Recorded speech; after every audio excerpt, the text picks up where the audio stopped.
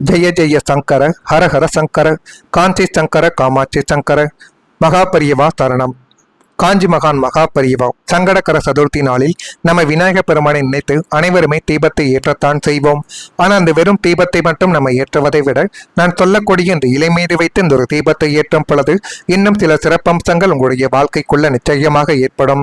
வரக்கூடிய ஆகஸ்ட் 31ஆம் தேதி வரும் சங்கடகர சதுர்த்தி நாளில் விநாயக பெருமானுக்கு அருகம்புல்லை வைத்து விளக்கு ஏற்றுவது என்பது பக்தி மரபில் சிறப்பாக கருதப்படக்கூடிய ஒரு வழிபாட்டு முறையாகவே இன்னும் பார்க்கப்பட்டு கொண்டே தான் இருக்கிறது.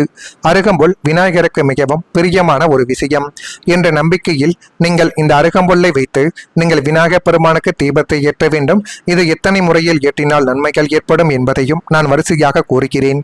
முதலில் வீட்டு பூஜை செய்யக்கூடிய இடத்தை நீங்கள் சுத்தம் செய்துவிட்டு விநாயகரின் படத்தை சிலையாய் அல்லது சுத்தமாக நீங்கள் இடத்தில் வைத்துக் கொண்டு அதற்கு முன்பாக ஒரு சிறிய தட்டு எடுத்துக் கொள்ளுங்கள். அது பித்தளை தட்டோ பிளாஸ்டிக் தட்டோ உடைய வீட்டில் இருக்கக்கூடிய தட்டு எதுவாக இருந்தாலும் அதனை எடுத்துக் கொள்ளலாம். அதில் 21 அருகம்புல் தலைகளை அழகாக நீங்கள் பரப்பி வைத்துக் கொள்ள வேண்டும். இந்த அருகம்புல்லை வைத்துத்தான் இந்த ஒரு தீபத்தை நீங்கள் ஏற்ற வேண்டும். அதுதான் இன்னும் சில சிறப்பம்சங்களை உடைய வாழ்க்கைக்குள்ள தேடி கொடுக்கும். மகாபரிவா அருளிய பக்தி நெறிய போல நினைத்து பாருங்கள். அருகம்புல்லின் எண்ணிக்கையை காட்டிலும் அதை சமர்ப்பிக்கும் பொழுது இருக்கக்கூடிய மன தூய்மையும் இறை நம்பிக்கையும் தான் மிகவும் முக்கியம். இந்த ஒரு தீபத்தை யார் வேண்டுமானாலும் ஏற்றலாம். ஆனால் நல்ல எண்ணத்துடன் ஏற்றணும். நல்ல எண்ணத்துடன் எந்த ஒரு காரியத்தை தொடங்கினாலும் அது மட்டுமே தாங்க நல்ல ஒரு விஷயமாக போய் முடியும். பொறாமையுடனும் தேவையில்லாத மனக்கசப்புகளை மனதிற்குள் வைத்துக் கொண்டு எதை செய்தாலும் அது நமக்கு பிரச்சனைகளை மட்டும்தான் தேடி கொடுக்கும் என்று உங்களுக்கு நன்றாகவே தெரியும். விநாயகரை என் வாழ்க்கையில் இருக்கக்கூடிய தடைகளை நீக்கி நல்ல புத்திகளையும் நல்ல வழிகளையும் அருள வேண்டும் என்று வேண்டிக் கொண்டு இந்த ஒரு பிரார்த்தனையையும் இந்த ஒரு செயலையும் மட்டும் நீங்கள் செய்து பாருங்கள். இதுவே மிகப்பெரிய அளவுக்கு நன்மைகளை உங்களுடைய வாழ்க்கைக்குள்ள தேடி கொடுக்கும். முதல்ல அந்த பித்தளை தட்டின் மீது அருகம்புல்லை 21 எண்ணிக்கையில் எடுத்து சுத்தமாக கழுவிக்கொண்டு பித்தளை தட்டில் நீங்கள் சமர்ப்பித்துக் கொள்ளுங்கள்.